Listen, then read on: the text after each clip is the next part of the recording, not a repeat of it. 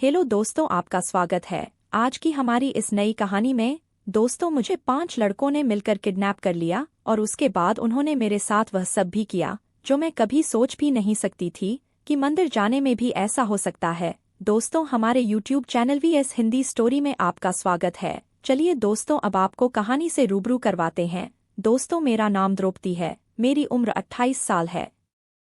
मैं शादीशुदा हूँ, मेरी शादी 4 साल पहले हुई थी। मैं इलाहाबाद की रहने वाली हूँ। मेरे पति सरकारी टीचर है। हम दोनों एक दूसरे से बहुत ही प्यार करते हैं क्योंकि मेरी फैमिली में कोई और नहीं है, बस हम दोनों के अलावा। मेरे पति सुबह 10 बजे स्कूल के लिए निकल जाते हैं। मैं घर पर रहकर थोड़ा वर्क फ्रॉम होम काम कर लेती हूँ, जिससे मुझे महीने की 20 से 25 हज़ार मिल जाते हैं और मेरे पति की सैलरी 45 हज़ार है। एक दिन मेरे पति ने मुझसे कहा, क्यों ना द्रौपदी कुछ दिन घूमने के लिए चल जाए, क्योंकि मेरे स्कूल की भी छुट्टी होने वाली है। और दोनों लोग काफी टाइम से कहीं घूमने भी नहीं गए। बाहर घूमेंगे, दोनों लोगों का मन भी अच्छा हो जाएगा। मैंने कहा, जी ठीक है। मैंने अपने पति से बोल घूमने के लिए वैष्णो देवी चलते हैं। मेरे पति ने भी हाँ बोल दिया। उसी टाइम मेरे पति ने हम दोनों के लिए टिकट बुक करवा ली। हम लोग को 5 दिन बाद का टिकट मिला था। फिर दोनों लोगों ने अपना अपना बैग पैक किया और हम लोग वैष्णो देवी के लिए निकल गए। रास्ते में दोनों लोग मिलकर खूब एंजॉय करते रहे और जब हम लोग वैष्णो देवी पहुंचे तो वहां का नज़ारा बहुत ही अच्छा था।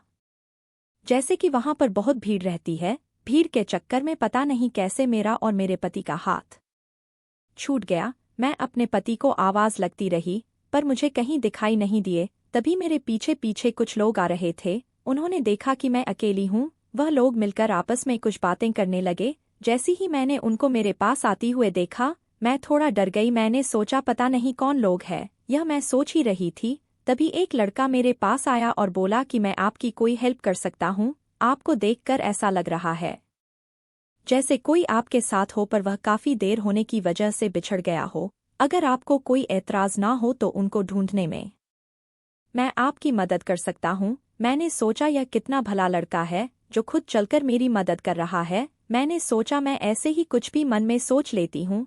फिर मैंने बताया कि मेरी पति मेरे साथ आए हुए थे। इस भीड़ में हम दोनों का हाथ छूट गया, जिस वजह से मैं अपने पति को ढूंढ रही हूँ। उसने कहा, आप यहाँ पर चलिए। मैं उसके पीछे पीछे वहाँ चली गई। वहाँ मैंने देखा कि 4 लड़के वहाँ पर बैठे हुए थे।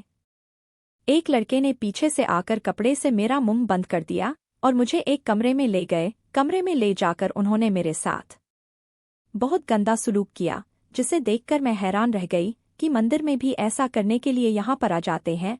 पता नहीं उनके घर में माँ बहन नहीं होती है क्या? मैं भी तो किसी की बहन हूँ, पत्नी हूँ। फिर एक लड़की के मन में पता नहीं कहाँ से मेरे लिए दया आ गई। उसने कहा, बहन मैं आज रात आपको यहाँ से निकलने में आपकी मदद करूँगा। आप किसी से कुछ मत कहिए। मैंने हाँ में हिला दिया।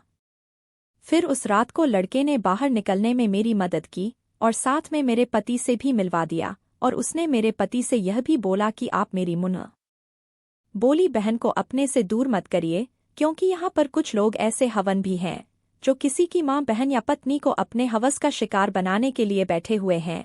इतना बोलने पर मेरे पति ने उस लड़के से कहा कि आपका बहुत बहुत धन्यवाद कि आपने मेरी पत्नी को मुझे सौंप दिया। इतना ही बोलकर वह लड़का वहां से निकल गया और हम दोनों भी वहां से निकल गए और फिर दोनों ने मिलकर माता रानी के दर्शन किए। दर्शन करने के बाद हम दोनों ने 2-3 दिन और वहां पर बीता। फिर घर के लिए निकल आए। घर आने के बाद मेरे पति ने मुझसे कहा, द्रौपदी मुझे माफ कर देना, मैं तुम्हारी रक्षा नहीं कर पाया। मैंने कहा, बीती बातों को छोड़िए, दोनों लोग आज पर को एंजॉय करते हैं। उन सब बातों को भुलाने के लिए मेरे पति ने बहुत अच्छा माहौल बनाया, जिसे देखकर मुझे भी बहुत अच्छा लगा और दोनों ने मिलकर बहुत एंजॉय किया है और दोनों लोग खुशी खुशी अपना जीवन बिताते हैं। दोस्तों, यही थी आज की कहानी। अगर आपको हमारी कहानी अच्छी लगी तो आप हमें कमेंट बॉक्स में ज़रूर बताएं। और अगर आप हमारे चैनल पर नए हैं तो आप हमारे चैनल को सब्सक्राइब ज़रूर करें। मिलते हैं आपसे अगली वीडियो में, तब तक के लिए धन्यवाद।